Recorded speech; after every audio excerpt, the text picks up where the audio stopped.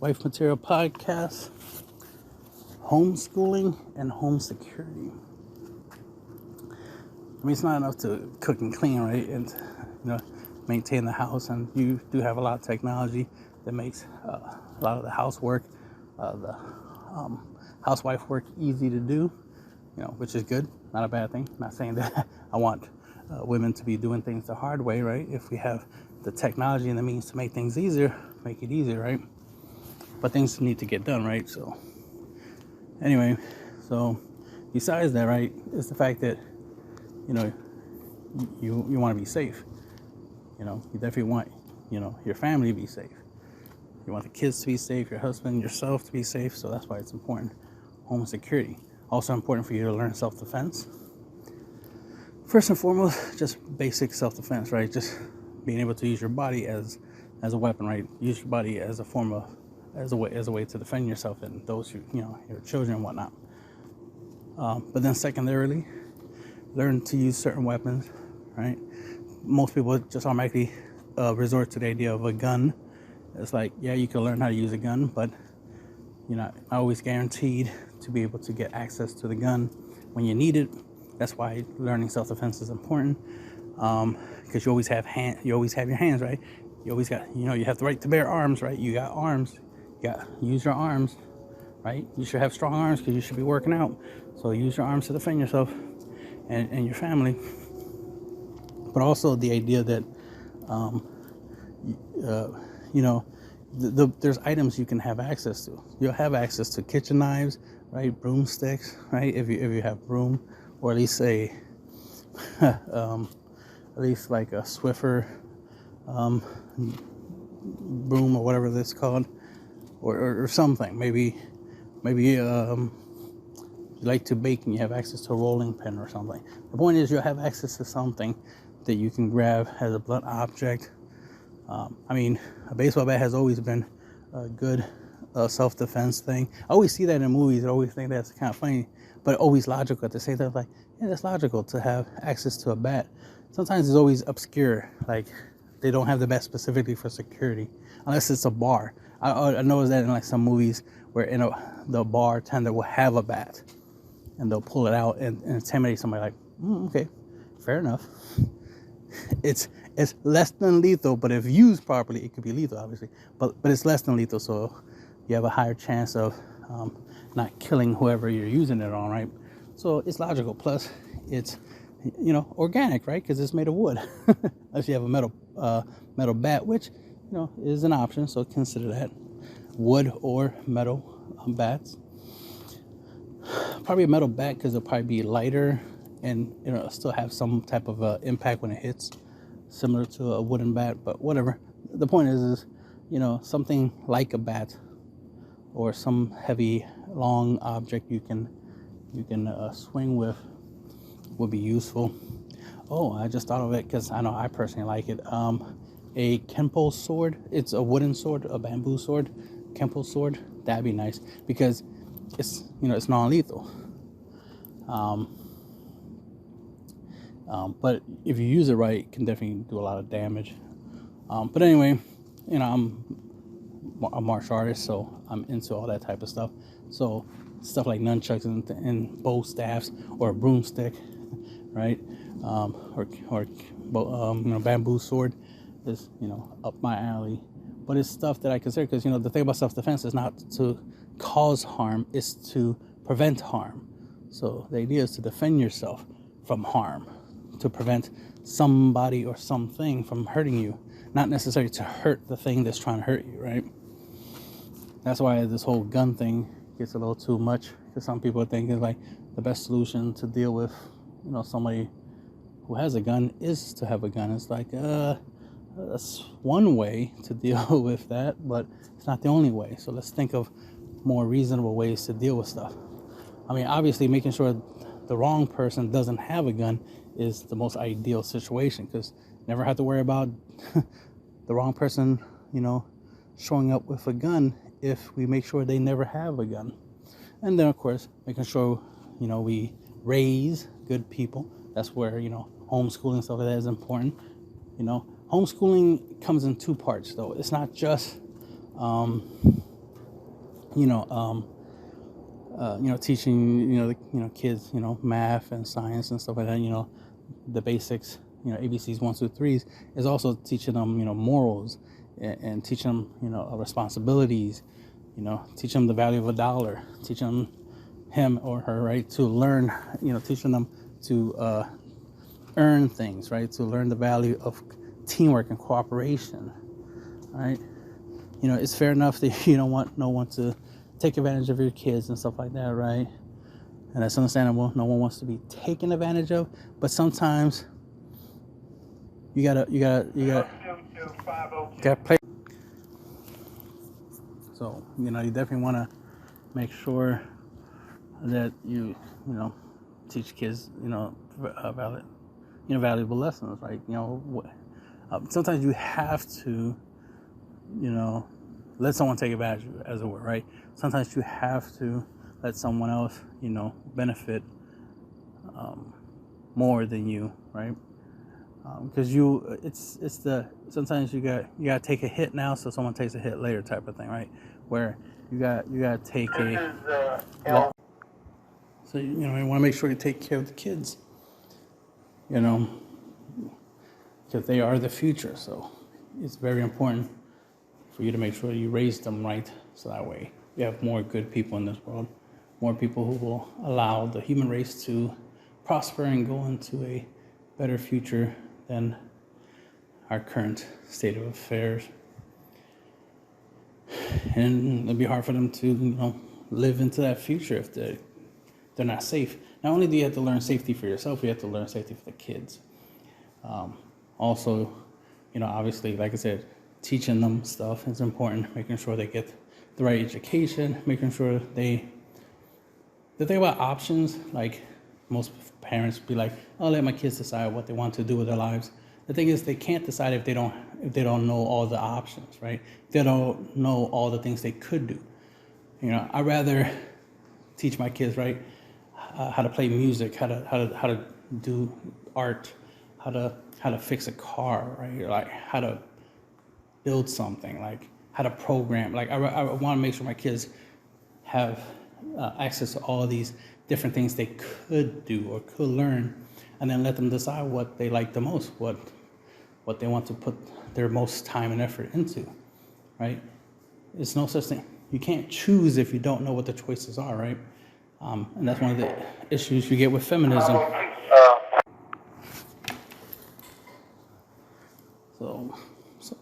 So many things you gotta take into, consideration. Obviously you don't want your kids to be distracted. You want them to be able to focus on whatever things you want them to be able to experience, right? You want them to have good experiences, obviously. But life, has its ups and downs, and you learn from your losses more than from your victories.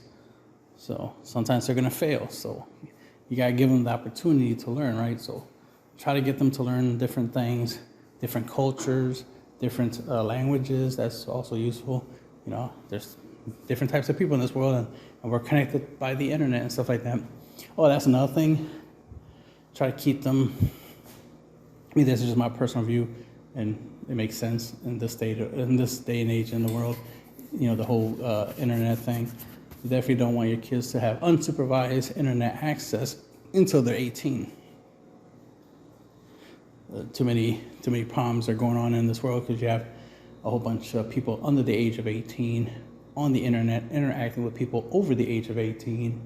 And then there's a lot of negative influences. There's a lot of issues, mainly because you got people of different age, interacting with each other, and that causes problems. And that shouldn't be a thing.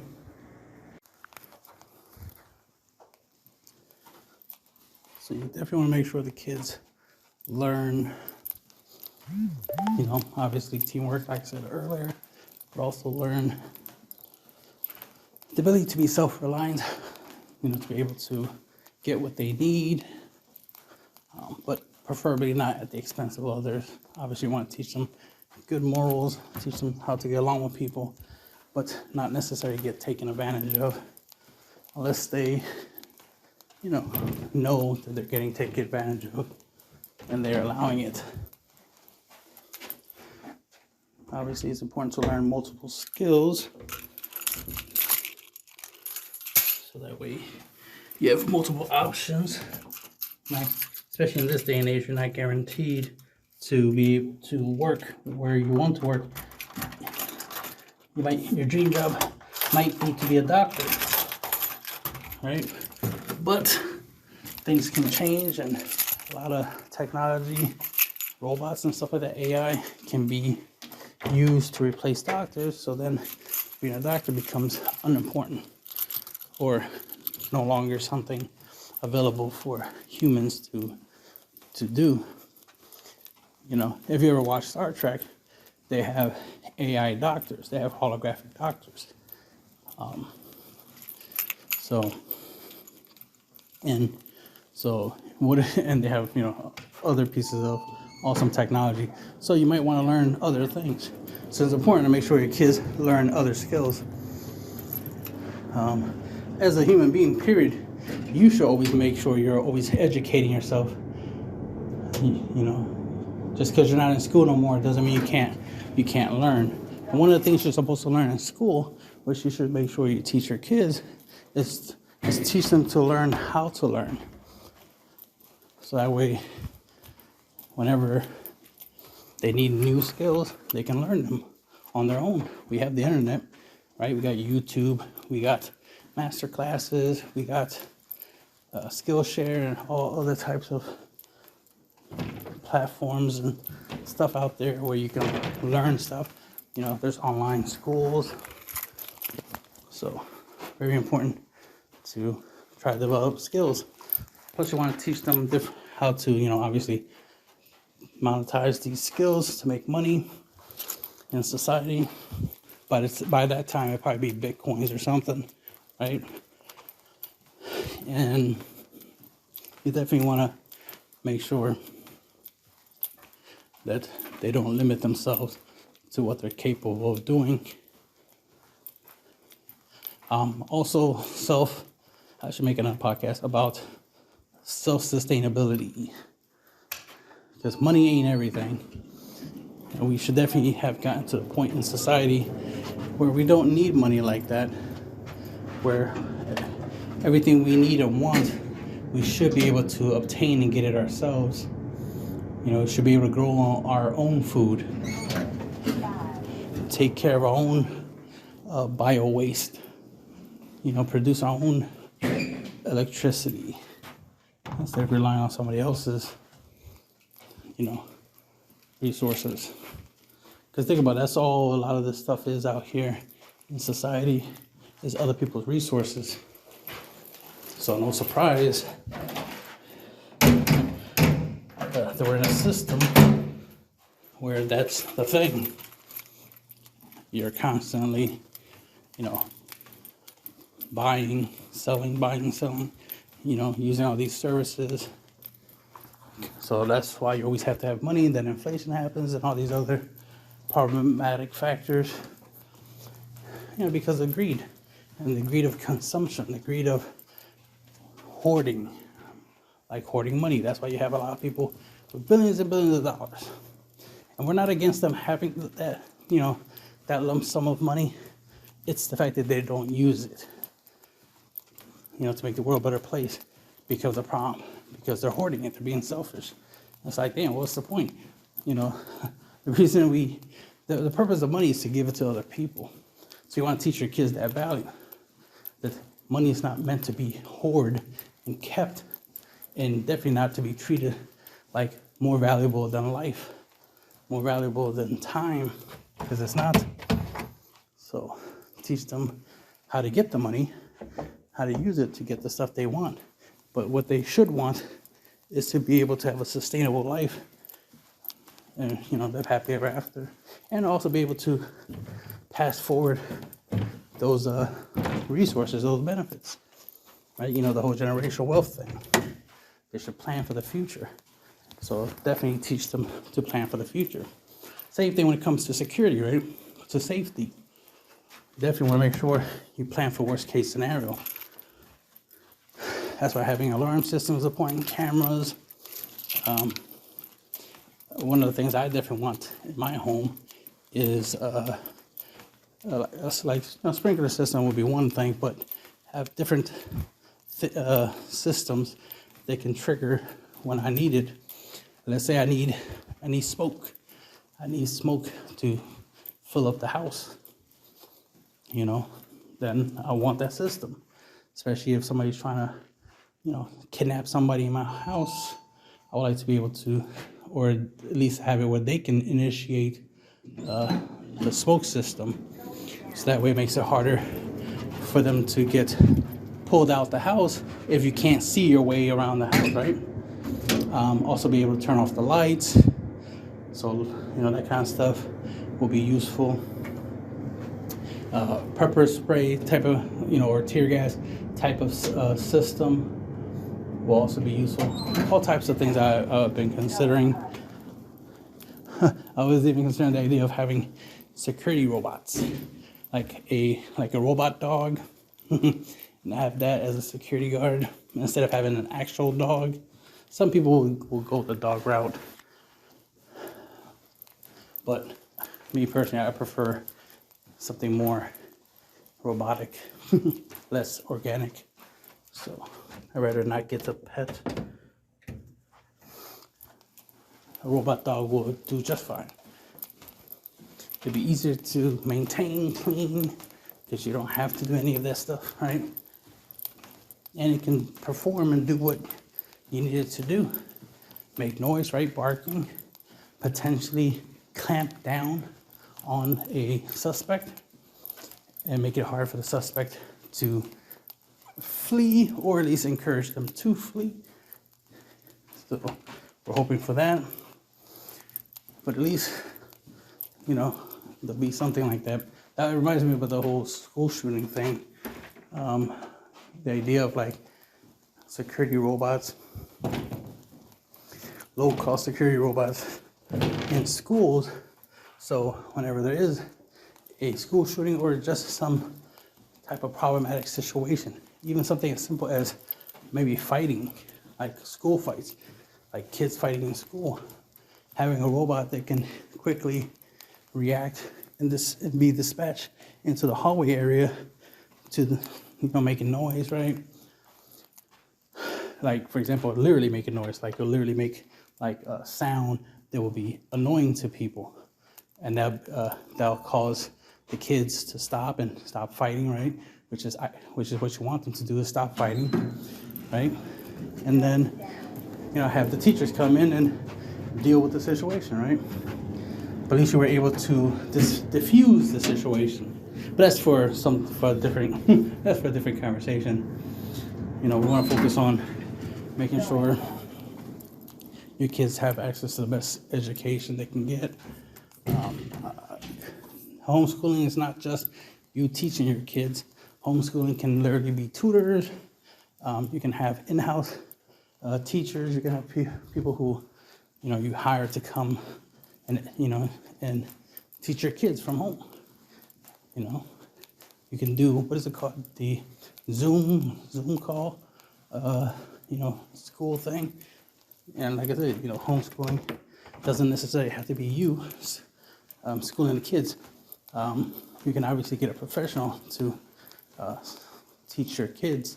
Plus, you got more control of that, of teaching your kids, because you make sure that your kids learn what you want them to learn, right?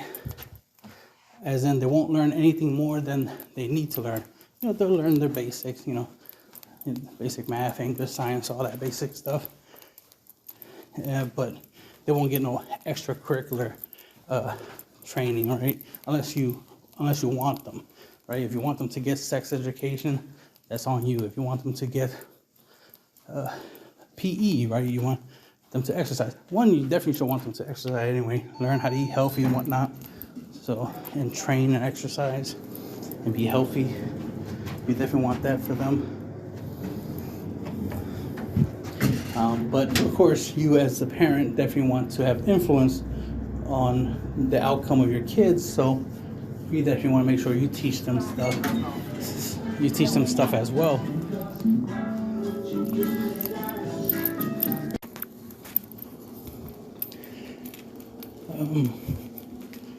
Obviously, it's important to teach your kids how to avoid getting kidnapped, obviously. How to, it's a good idea for them to know certain numbers, like 911, for example, things of that nature. They got to know how to deal with certain emergency scenarios, just as well as you. Learning how to do the Heimlich maneuver, how to do CPR, how to use a first aid kit, how to put on a tourniquet, stuff like that. So it's like, these are very useful, life-saving skills that every human should learn, period. So you definitely want to teach your kids how to do that. Make sure you have a first aid kit in the house. Make sure you have, emergency lighting, like candles and flashlights that are can be recharged by solar power, or it could be recharged just by shaking them. You want stuff that's sustainable, right? Stuff that always works whenever you need it to work. And then you don't have to worry about replacing stuff like batteries or buying food all the time because you already grow it. And the food you grow, if you take the seeds out of the food, like the fruits and vegetables, right, and save them, you can always grow those seeds and make more food, right? Sustainability. That's the future of society, is sustainability of everything. Sustainability of technology, food, your family, wealth, right? Just resources in general, because it's like the purpose of money is to give it to other people. So that way they give us stuff in return. And the stuff they give us in return are usually stuff we need on top of the stuff that we want. You don't need a Lamborghini. You want one, but you don't need one, right? So always look forward in life. Plan for the future. Make sure that your kids have a future by keeping them safe. Make sure you and your husband have a future by keeping y'all safe, and vice versa. Of course, these are things he should already be doing, should already have implemented and stuff like that. You just should be aware of these things and, be part of helping it work out, right? Making sure you lock all the doors, all the exits, the kids know all the exits, especially if there's stuff like fire is something you gotta consider. So that's why a fire system will be useful. And teaching the kids how to use fire extinguishers, or at least how to turn on the, alarm systems or fire suppression systems, stuff of that nature.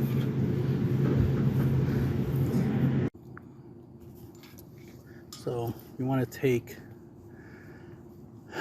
you want to take precautions on how you travel. You want to make sure your cars are safe, right, from being stolen, broken into. You want to prevent, people breaking into your house, obviously. Personally, I would want bulletproof and shatterproof windows in my home. I would want armor-plated doorways in, all the doorways, the doors that lead, the entrance and the exit, and the exit doors, as well as doors inside the house. Because I noticed the doors inside a house tend to be made of lighter, cheaper materials, but the outside doors are much sturdier. Obviously, they're meant to try to keep people out of the house. But I never liked that idea of the doors in the house, like for people's rooms to be less sturdy, because if the burglar or criminal gets in, well, now you got all these weak doors, that they can easily break through. They can easily, bypass and get to the people that's in the rooms that you don't want them to get into. You want to be able to lock your door and literally be safe in your room, right? Be safe in the bathroom, in the kitchen, in case there's a door in the kitchen, basement, if there's a basement door, and the list goes on, master bedroom and stuff like that. You want the doors in the house to be another line of defense, another line of security. So, sorry. So you want stuff like that. Like me, I go extra on the stuff that I do. I will want like a ring door system on all the doors in the house and outside, right? I also want the doors to be, sturdy, right? To be, especially definitely want them to be bulletproof. Don't want somebody shooting through the doors, right? So I want the doors to be bullet resistant. I want the windows to be bulletproof and shatterproof to prevent any stray bullets from going through windows and getting into the house, among other things. So that's one of the things I would do. That's how far I'll take my security, but I can always go beyond that. Talked earlier about security robots, security cameras, obviously, are things you can do to keep your family safe. Fireproofing, preferably making sure a lot of your stuff is waterproof, right? Anything that could be damaged by water, you want to at least make it waterproof, right? Water resistant. If you got your kids' drawings and stuff like that, don't just, hang them on the fridge with a magnet. Actually frame it and stuff like that, put in some type of waterproof casing. That way, God forbid, there's some water damage, right? A flood or something happens, at least all that stuff will be, waterproof, right? They'll be safe. So just anything that could be damaged with water, you want to protect to the best of your abilities, right? Try to own as many waterproof items as possible. A lot of water resistant items. Definitely want to have Tupperware, right? That's always useful because that will keep your food fresh and safe from bugs and rodents and stuff like that. Then water damage, moisture and stuff. But you definitely want your kids to be able to defend themselves as well as you capable of defending yourself. Your husband should be capable of defending himself. So it's important that the family is, has some knowledge of self-defense. Y'all have passwords, like, code words y'all use, when it comes to communication, in case, somebody walks up to your kids and be like, hey, I know your parents, they told me to pick you up, blah, blah, blah. And then all the kid has to do is ask for the code word. And if they don't know the code word, well, they know this person's lying and they're in danger.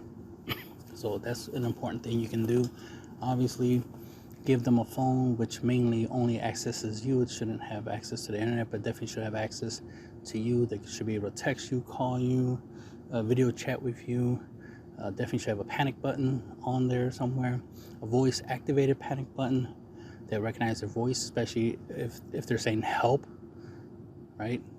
There might be something like that you can get, where there's an app where you record your voice saying the word help, like you yell out help, help, right? And it'll recognize it and it'll store it, and whenever it hears that yell, then it will initiate whatever the function is going to be, which should be to notify people. It should start recording audio, video, that kind of stuff. Your phone should, especially the idea is this is on your phone or any mobile device that has audio and video capabilities, should definitely have this type of app. Hopefully that app exists. If it doesn't, then I guess I'll have to make it exist. So that way we can guarantee that somebody there's at least a record of the crime or the incident, right? God forbid that the person doesn't survive the situation, but at least there'll be some type of recording. It'll be saved on like the cloud or something, or it might be saved onto like their Facebook page if it's connected to their Facebook page, and they might literally have it where it's live streaming, the situation. And of course there'll be, the video will be saved on the Facebook page, and anybody, friends and family who sees it, can call the cops and try to get involved and try to help out within the situation. At least they'll be aware of what's going on, and there'll be some, audio and video evidence of the situation. Sorry, things like that. These are the kind of stuff that I think about. Want to keep my family safe, right? Tracking devices, that's a thing. Being able to track each other's phone, have some type of phone tracking thing, so where where your kids are at, your husband's at, and all that stuff, and they know where you're at, so that way y'all all, God forbid something happens, but at least y'all are aware of when something does happen. At least y'all are aware that something is happening, and hopefully y'all take measures to rectify the situation, right? But ultimately, you want to make sure you're never in a situation where other people have to get involved to save you, because you shouldn't be in a dangerous situation. Also, picking a location to live, like a neighborhood, an area where, you're not too secluded, right? Where there's no one around for miles and miles. So if something bad was to happen, there is no one around to hear you scream and provide you some assistance. Obviously, you want to be close enough to some people that, and of course you get along with these people. Make sure you get along with your neighbors. So if something was to happen to you, they can assist you in that type of situation. You definitely want to be close to any type of law enforcement. If you trust the police, is close to law enforcement, fire department, that kind of stuff, hospitals. These are definitely 3 services you want to make sure you're close to. Obviously, you want to be close to anywhere where there's food, and where there's places where you can get clothing and hygiene and other necessities. Obviously, these are the things you want to make sure you have access to. And of course, public transportation, so you can get to work and back, and even your kids could use it. Another thing, I don't like the idea of having kids go on public transportation when they're under the age of 18, or walk to school and back. That's the kind of shit I had to do as a kid. Yeah, that wasn't a good thing, but I'm a tough guy. I was a tough kid, so I made it. I'm just saying that I would have preferred not to be in a situation where, things could have happened. And I know some people that are related to me that had situations happen just because they were, walking to school and stuff like that. So I'm not happy with that. Happy to survive. I'm happy that they were able to defend themselves, to a certain degree. So they're still around. That's important. But it would be nice that they were never in that situation in the first place. If, we had some, proper transportation with security, right?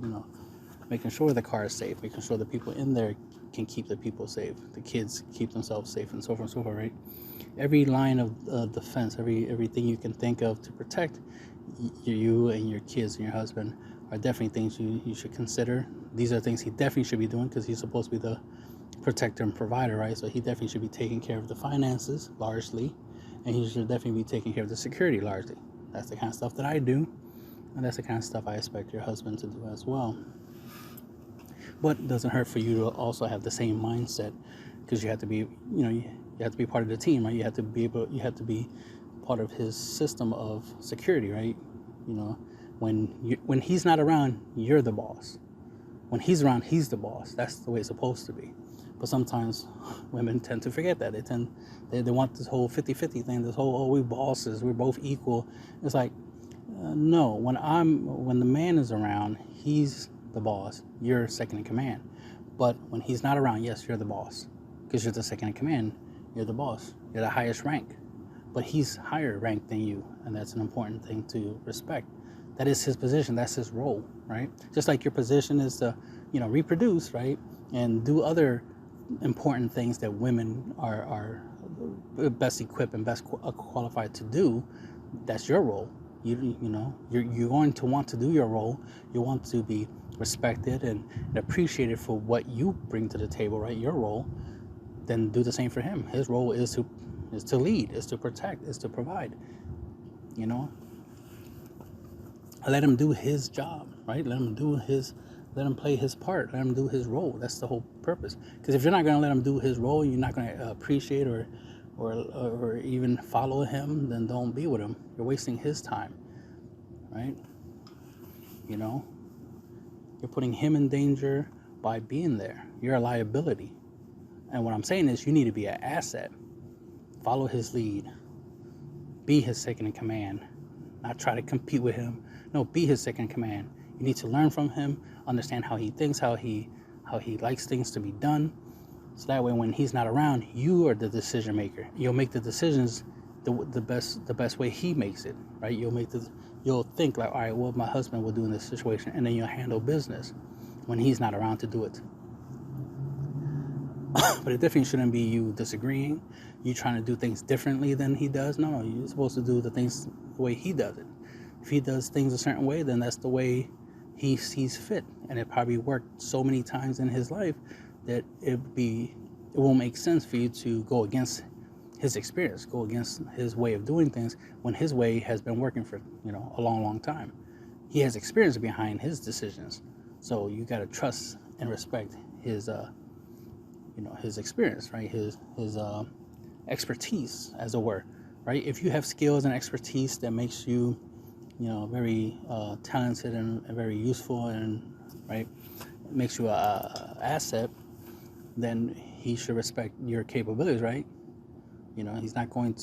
I'd be surprised if he doesn't respect your ability to reproduce, right? Your ability to, make babies and be able to take care of them, and to be empathetic and to understand emotions, because you're an emotional creature, while men are typically logical creatures.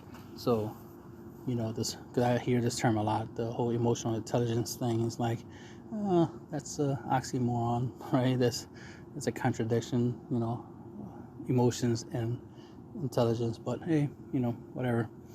Hopefully, I like the idea to think this, like, you're intelligent enough to understand emotions, not emotions make you smart or something, or you're smart when it comes to intelligence. Like, no, you understand emotions.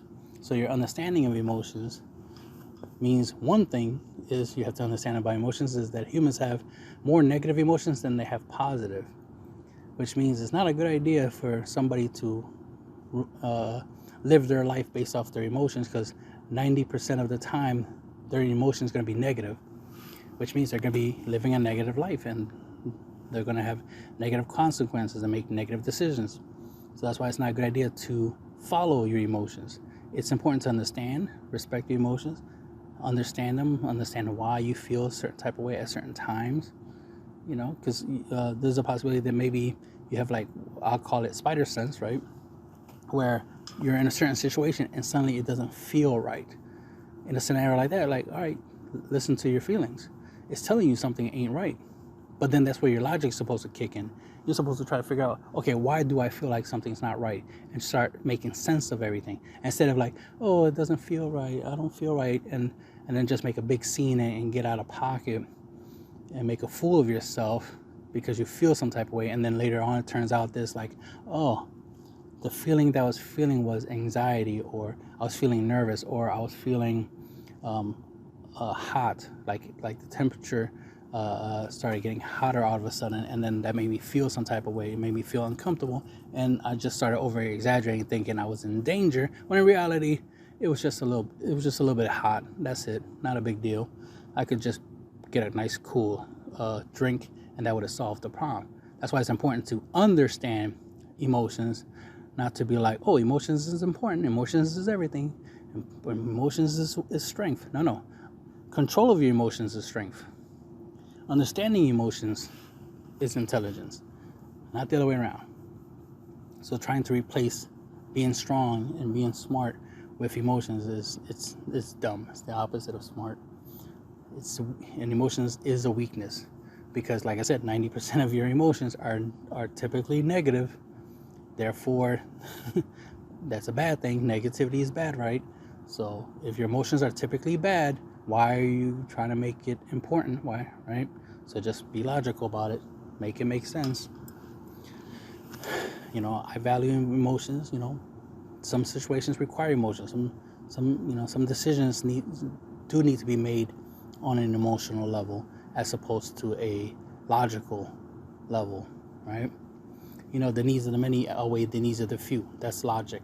But if the few that's being referred to in this scenario, was my kids, then my family, people I know, innocent lives in general, like I'll be like, yeah, the needs of that few feels a lot more important because I feel some type of way about those few people. So choosing the many over the few doesn't feel right, but logic still has logic still has to be a factor. I still have to take logic to account. I still have to consider, like, I want a win-win scenario. I don't want the many to suffer, but I also don't want the few to suffer. So I gotta find a compromise. So I'm always trying to find a win-win scenario for each situation, because I don't want there to be a scenario where I have to choose between the many over the few. So, I don't want to have a scenario where I have to let a few people get hurt in order to save a lot of people. I prefer to save everybody. But that's wishful thinking, right? Can't guarantee that. But I'll try. Don't get me wrong. I'll try. I'll figure something out. I'll do my best, but can't guarantee a perfect outcome. But I will try. So this is, the importance of, understanding, yourself. That way you can better help other people. That way you can be more useful to other people. Let's see, education, homeschooling,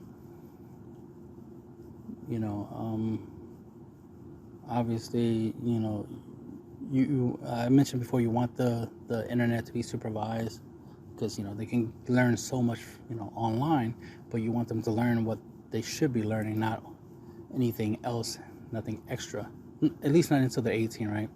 That's the thing. You have to have more control of what information they have access to before the age of 18, but not shelter them per se, not keep too much away from them. The thing is that you want that every time they learn something, you have some type of commentary based off of it, right? So whenever they learn something, let's say they learn the human anatomy, you want to be able to tell them things and add some commentary, right? Some side notes to whatever they're learning. You want to make sure that you're part of what they learn. You know what they know. You have some influence on what they know, because you don't want them to, have different opinions or thoughts of stuff that clearly they probably didn't understand. And that's another thing. Understanding is important. Making sure that they understand what they're learning. Don't have them learn algebra and then they don't understand algebra properly because, you didn't make sure that they learned it properly. And that's the thing. You don't want to waste money on education for your kids and they don't get the proper education. So make sure you vet the the sources they're using to raise the kids, make to educate the kids with. Make sure you vet the teachers that or homeschool, professional, whatever. Make sure that you vet them. Make sure that they qualify for what you need them to qualify for, and obviously you want the environment, home to be a safe environment for them to learn, to grow, until they're 18, right? And then you definitely want to make sure that they are capable of moving out and, going into the world. Because that's the thing, you're supposed to prepare them for life, not hope they get lucky then they can get an apartment or a house or something like that. You need to make sure that they can have that. You already have the knowledge and experience. You already know how the world is. You might have to get them a house or an apartment or something. You might have to set all that up. You might have to take money out of your pocket to put that together for them. That way, at least they have something to start off with. And obviously you need to teach them responsibility, right? Teach them to pay their rent on time, right? Or pay their bills. You know, how to do taxes, how to work, how to make money, and so on and so forth, right? That is your job. You already went through the hard times. You already did things the hard way. Hopefully you didn't, right? Hopefully you had it much easier, and make sure your kids have it much easier. Not too easy that they're spoiled, obviously, and they don't do stuff for themselves, but don't give them nothing and expect them to have something, right? You got to give them something to work with. Just don't give them too much to the point where they're not self-reliant. The idea is to raise them to be self-reliant, be able to do things themselves, be able to get what they want, but also be able to cooperate with other people and work with other people to get what they want. Teamwork makes the dream work, and move forward. Another thing is you definitely want to make sure you educate your kids in the husband and wife roles, the importance of that, structure of a family.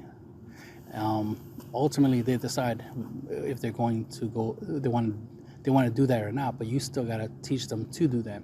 You got to teach them how to be a wife. You got to teach them how to be a husband, how to be a father, a mother, a grandmother, a grandfather. You got to teach them that stuff, and then it's up to them to decide, in their future, if they're going to use that information, use that knowledge. But don't deprive them of that education. Don't deprive them of learning how to, be responsible, do chores, how to save money, how to be responsible. How to make money, how, the value of the dollar, all that good stuff. ABCs, 1, 2, 3. It's important to give them as much information, as much knowledge as possible, so they have a higher chance of surviving in this world alone, or hopefully with someone else. And that's the end of the podcast.